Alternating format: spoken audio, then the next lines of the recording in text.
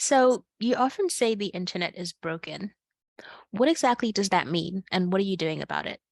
Great question, Tanesha.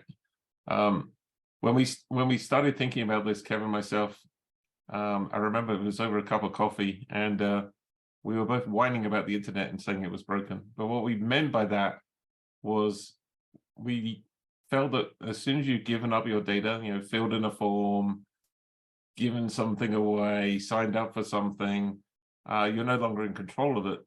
And if you're no longer in control of it, then you just get treated badly. Um, I particularly was really focused on stop filling in forms. It just drives me crazy.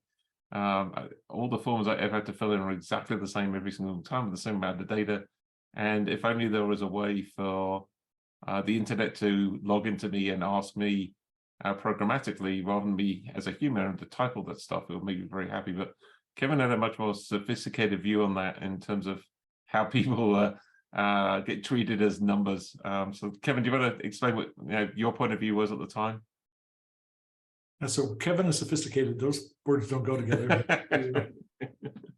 I mean, I think the thing for me was that, once some other entity, person, or more likely company or data aggregator got a hold of some information about me, all of a sudden they seem to think that they own that data, it belonged to them.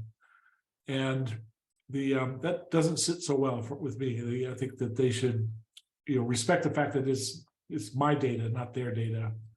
And so I got tired of people using my data against me and treating me badly, as you said. To the point where if anything even leaked out, my phone number, my email, guess what I get?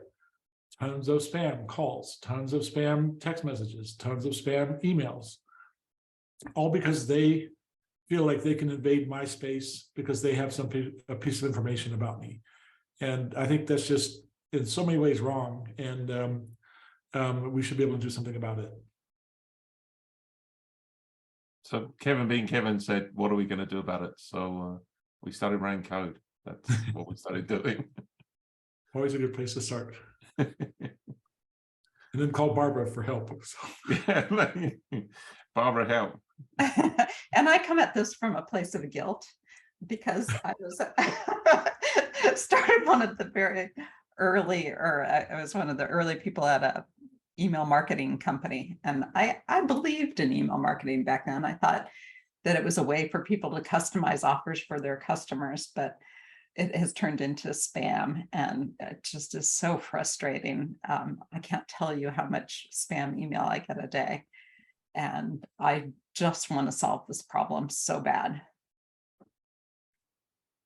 So that's what we mean by a broken internet, Tanesha. We are definitely internet optimists. We think the internet can be an even better place and far less frustrating. But that's the challenge that we took on, and that's the challenge we continue to try and solve for everybody. In terms of people, entity, and your things, things are just part of the problem as well. They're just starting. We firmly believe if it's your thing, it should be your data, and you should be able to take control of it. And so this surveillance economy that we have at the moment slowly disappears, and we have a much more pleasant and friendly place called the internet.